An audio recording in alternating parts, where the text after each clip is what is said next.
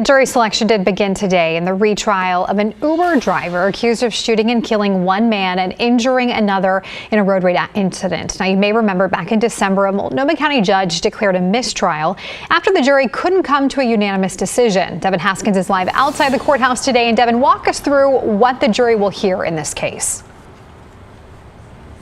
Yeah, prosecutors say Jeffrey Hammond shot and killed one man and injured another during that road rage incident, which happened in October of 2023. During the whole time, Hammond has maintained self-defense. Now 12 new jurors will hear this case on an attempted murder and murder charge. We want to warn you, though, that some of the video we're about to show you does depict graphic violence.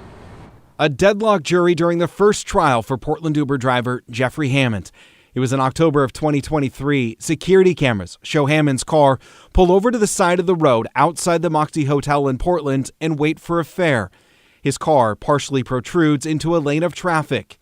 A truck driven by Ryan Martin passes Hammond's car. Martin gets out and confronts Hammond, and about 13 seconds later, Martin drops to the ground. Hammond was accused of shooting Martin. Martin died from his injuries. Witnesses say the two were shouting before the shooting. Then a few minutes later, a man pulls out his phone to start recording. Hammond shoots at him, hitting him in the legs and injures him. That man survived. 911, what's the address of your emergency? It was right by Jake's.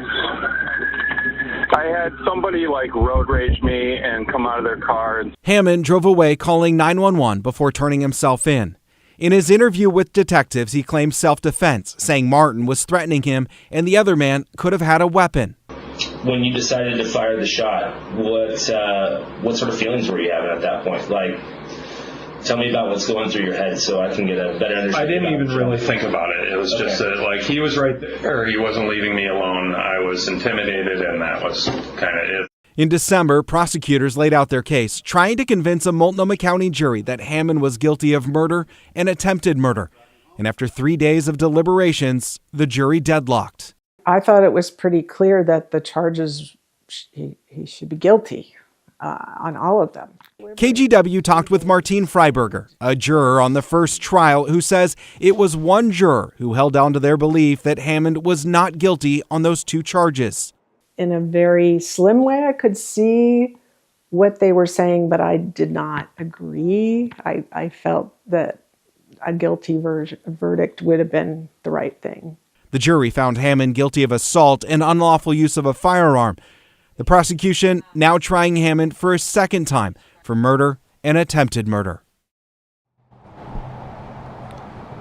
This trial is expected to last about 2 weeks, and on those three charges that Hammond was found guilty on, he has yet to be sentenced for and remains in jail. The court says opening statements could begin as soon as tomorrow. Back to you.